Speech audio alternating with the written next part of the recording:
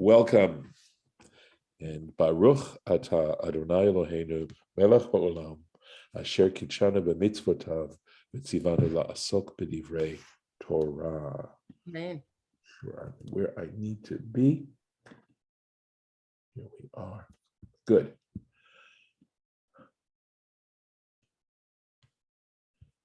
And we're still, as you can remember, we were in the middle of the Rashi where he goes over each of the verses that outline the Parah Adumah, the mitzvah of the Parah Adumah, of the red heifer, and the ashes of the red heifer. And he's quoting from a teacher of his, Rabbi Moshe haDarshan. He refers to him relatively often, I would say. Certainly not rarely, but happens quite a few times. So remember, they took this cow, this heifer, and after slaughtering it, v'saraf et hapara, and he shall burn up the heifer. Keshem shenisraf ha'egel. He says, just as the golden calf was burnt. Remember, Moses burned it, ground it to pieces, burned it. And then it says to take eitz erev ve'ezov, to take, this is cedar, erev is cedar, Azov is hyssop. So let me do something here. I believe I can do it here. 1 second. See if this will work. Yeah, just a picture of hyssop. And you will see that it looks a lot like lavender. I mean, the shape of the petal is different, but that's, so if you want to grow hyssop, here it is, how to grow hyssop. But at any rate, I wanted you to see it. It's interesting. Purple, I think that's significant, or lilac, maybe, I don't know. It's not a deep violet by any means. So I'll go back to the original share.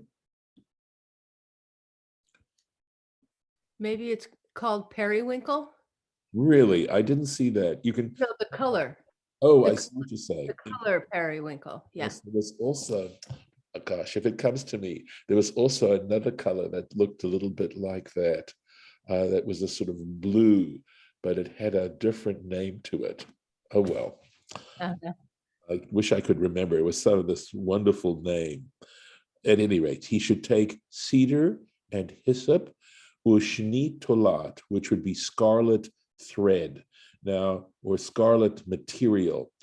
We've had this word before because, in fact, in the tabernacle, that was one of the threads, was tolat shani. Red crimson yarn is the way it was described, right? But the word tolat to me sounds like it's silk, because the word tolat means a worm, and of course silkworms, right? So possibly crimson silk.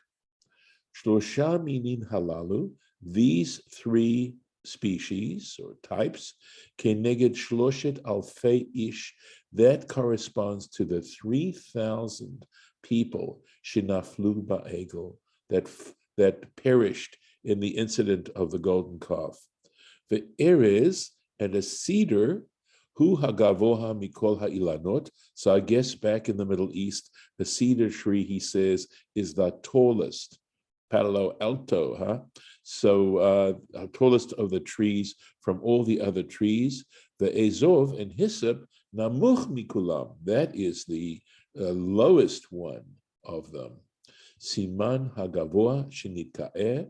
So this is an allusion to the ones who were high, who were tall, and were arrogant. Nitkaeh, were acted arrogantly.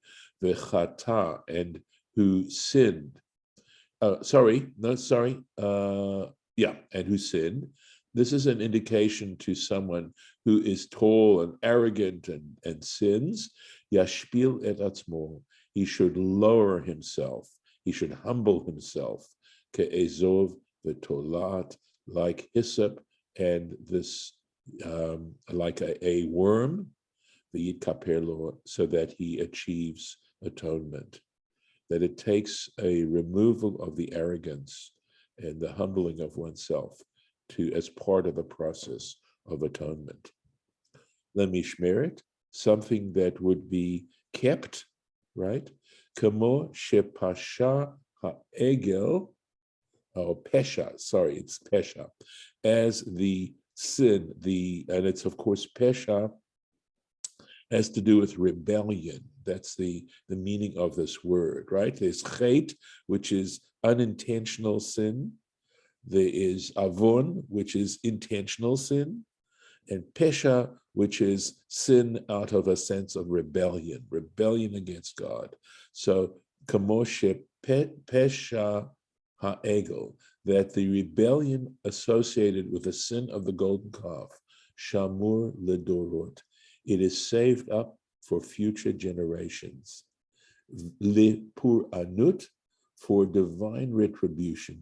She'en lecha pekuda, because there is no divine visitation. She'en ba mipekudat ha'egel, which does not have a sense of that retribution or that visitation of the calf. Shne'emar, and how do we know this? There's actually a text that supports this in Exodus chapter 32. Uvayom pokti, God says to Moses, and on the day that I visit the sin, meaning by that, in other words, there is a sense of how God overlooks the behavior, the bad behavior of human beings, and does not act in a, there's no immediate retribution for the sins that are committed or punishment, except at a time of pekidah. In other words, when God then has had enough, it sort of gets to a point where it just overflows the amount of, how can I put it, the kindness that God can show and the grace and the mercy. And finally, it just spills over. And at that point, what happens. There is the payment for that sin now. The punishment takes place. So it says, on the day that I visit, ufakadati v'gomer, he says, I will also add that. I will bring that to mind as well. That is the sin of the golden calf.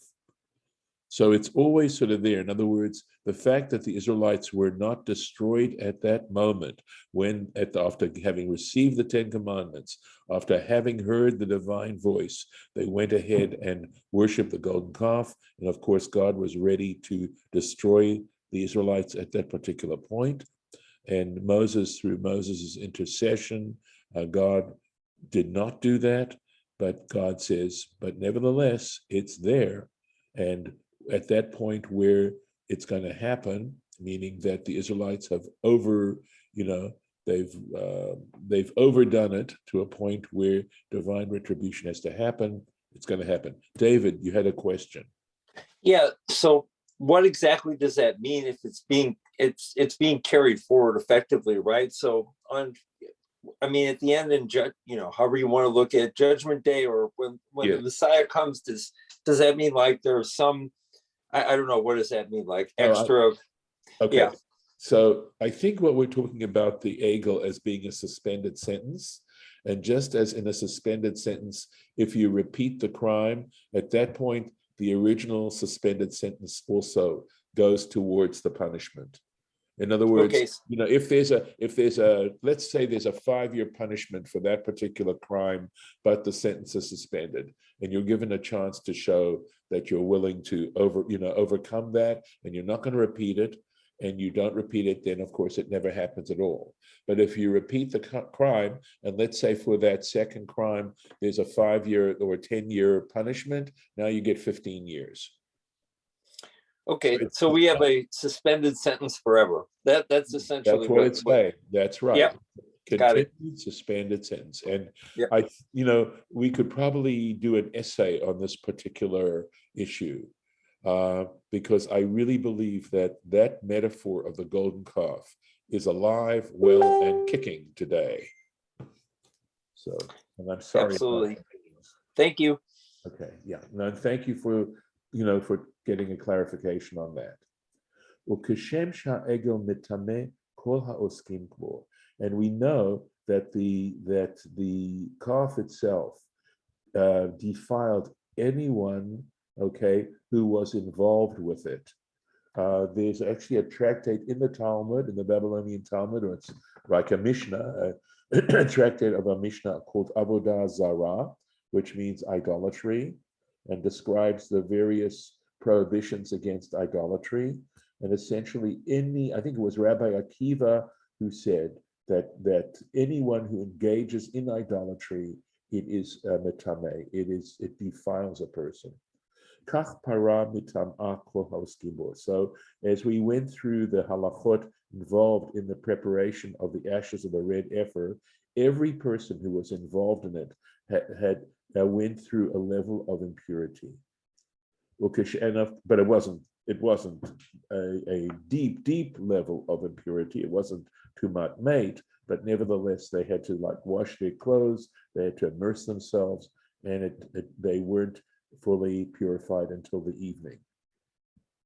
But that's a reference back to the golden calf, how this mysterious mitzvah of the ashes of the red heifer and the mitzvah of the red heifer, how Rabbi Moshe haDarshan pulls it together so amazingly.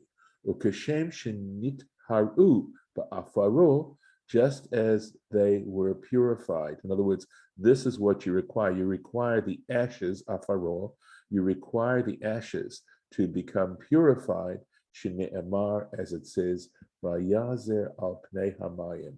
In other words, what happened back in the golden calf issue, right back there, Moses ground up and burnt these ashes of the grinding pieces of the ground up pieces of the golden calf, and he sprinkled them on the water and then had them wash themselves or drink it. I think they actually had to drink it, but that was that act of back with that, and likewise here the ashes here are also sprinkled on the person. They don't have to drink it, but it's sprinkled on them on the third and seventh day. It's a long period of process of purification, and they get purified. And that's it, right? Kach v'lakhu v'tamei me'efer sfirat hachatat. So likewise with the red heifer, they shall take for the impure one from the ashes of the burning of this Tzin offering, referring specifically to the ashes of the red heifer. So that's that piece there. Amazing little bit of Rashi here that we just experienced over the last 2 days. And now we move on to the new chapter. Vayavo'u v'nei Yisrael kol ha'edam midbar Tzin, and the children of Israel came, the entire community, interesting, the entire community, midbar Tzin, to the wilderness of Tzin, the Chodesh Harishon, in the first month. Vayeshev ha'am b'Kadesh, and the people dwelt in Kadesh, v'tamot sham Miriam, and there Miriam died, Moses' and Aaron's sister, died, v'tikaver sham, and she was buried there. So first of all, let's take a look at the Rashi, and hopefully we'll have some time to look at this Torah Temimah. So now let's find it. Okay, Kol Ha'ida.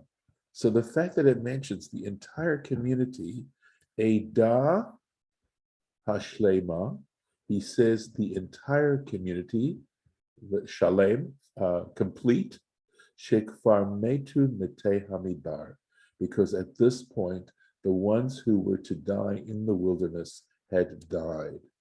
Ve'ele Parsu L'Chayim, and these ones were separated out to survive, to live, L'Chayim, for life, right? Vatamot Sham Miriam, and Miriam died there. And this is from a tractate called Moed Katan, deals with the intermediate days of a festival, page 28.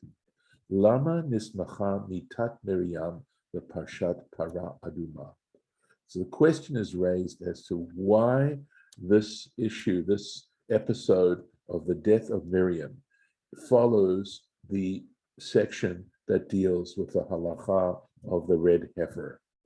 Lomar lacha. This is a very interesting point. Lomar lacha, to tell you, to inform you, Ma korbanot mechaprim, just as sacrifices atone, and there are sifarim acherim, meaning other manuscripts say, kamoshe Parah Adumah mechaperet, that just as the red heifer achieves atonement, of mitat tzadikim mechaperet, so too the death of righteous ones also achieves atonement. And I imagine that might raise some questions in your minds, but there we go. Vatamot sham Miriam died there. Afhi ben Nishika meta, she too died with a kiss. And we'll get to that. I'll move on in a second. Let me explain what it means to die in a kiss. To die with a kiss means to basically go to sleep and not wake up. That your death doesn't involve any pain, any suffering, any illness. You just live out your life and then you expire. And that is described as dying with a kiss. It is also described as extracting a hair from milk. In other words, if milk represents being alive and extracting the hair represents dying, it's as smooth and flawless as moving from one to the other. And it's saying, Vatamot sham Miriam, that she also died with a kiss, because we learn that both Aaron and Moses died with a kiss. Umipnei ma lo ne'emar ba'al pi Hashem. And he says, why? But why does it not say? Because in the other cases of Moses and Aaron, it says al pi Hashem, by the mouth of God. Well, the mouth of God could also imply a kiss, even though the pshat meaning would simply mean that at God's command. She'eino derech kavod shel mala, because it is not a way of speaking in a respectful way about the divine.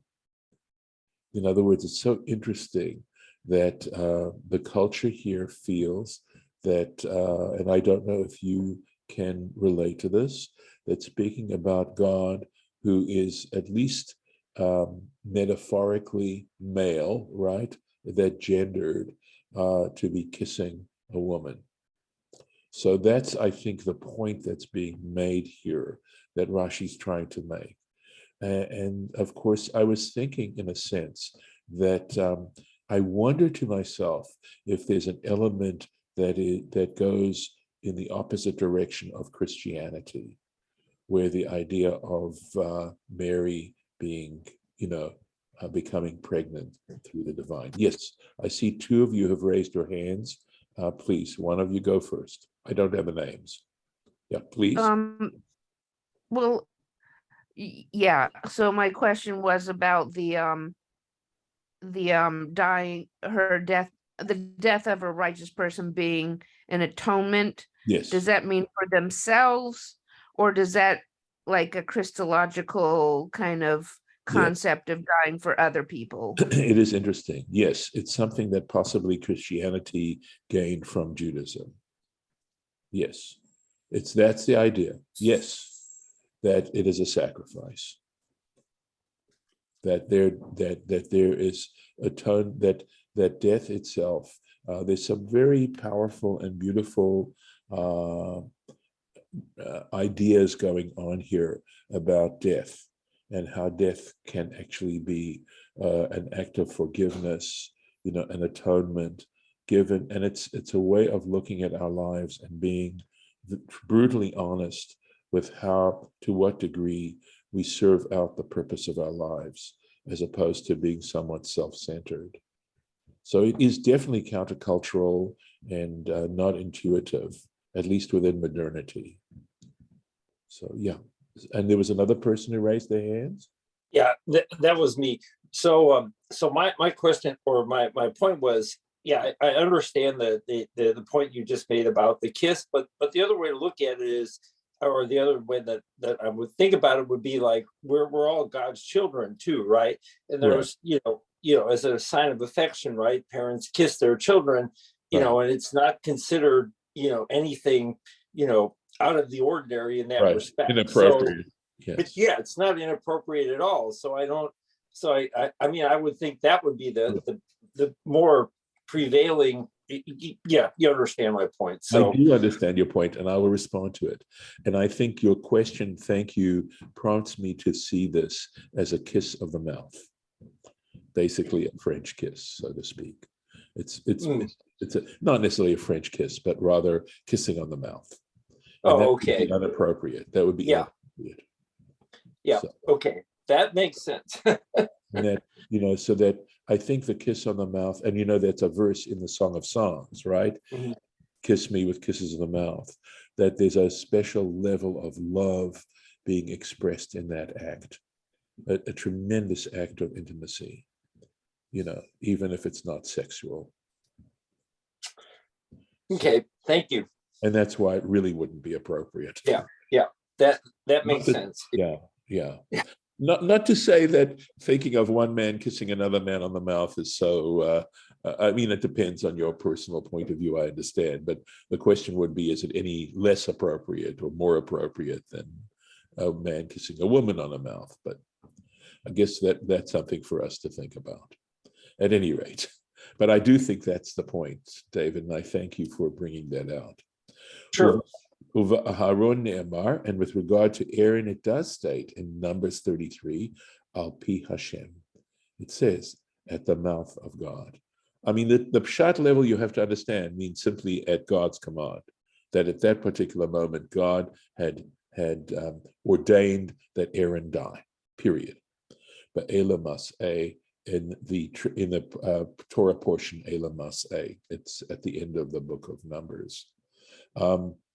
I think the idea there is that when it says Al Pi Hashem, at God's ordaining, because we believe that a person's sins actually hasten their own demise.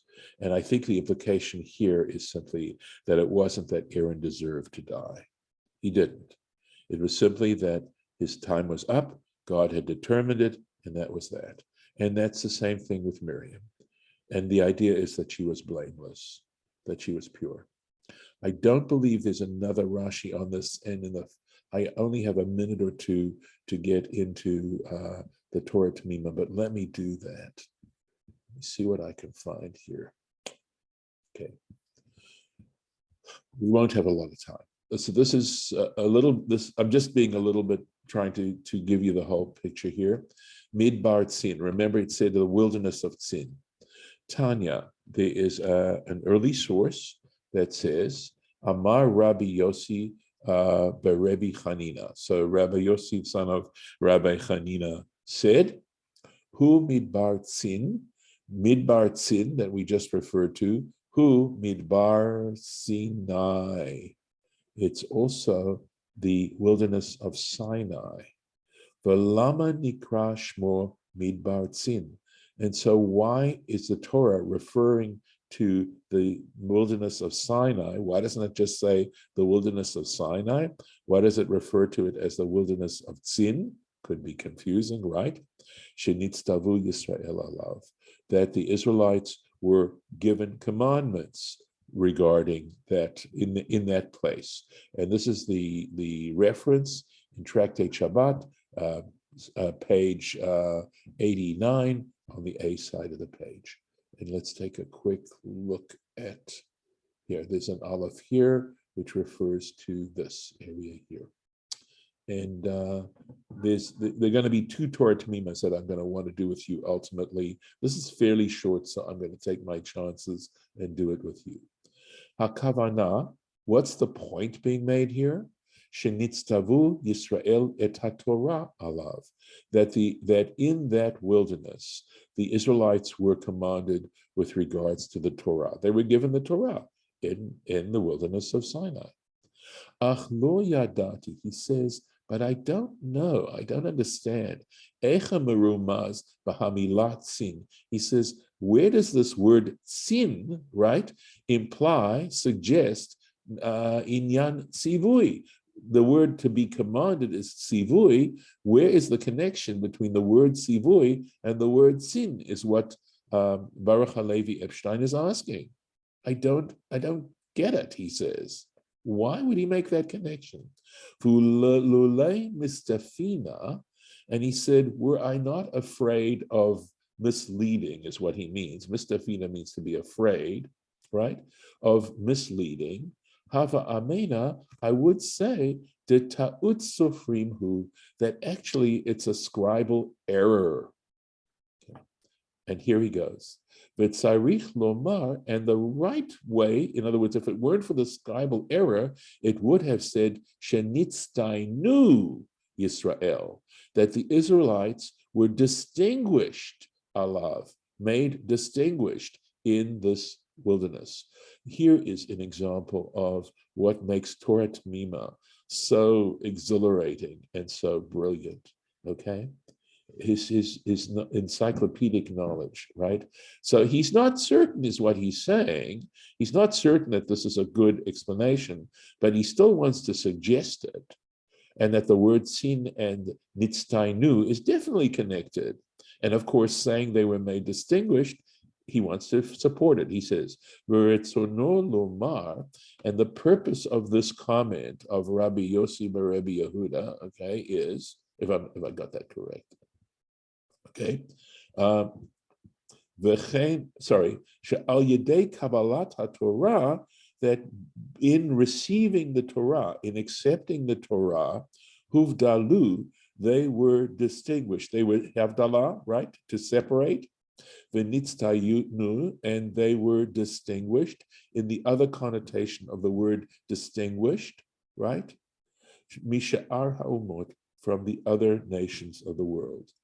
V'chein nir'eh hakavana, and likewise, he says, this would be the intention, ma she'amru, right, where they talked about in another place, where the rabbi said, shenikra hahar gam midbar Kadesh. In another place, this wilderness is also, this mountain is called the wilderness of Kadesh, shenitkadshu Yisrael alav, because in fact the Israelites were sanctified in this wilderness.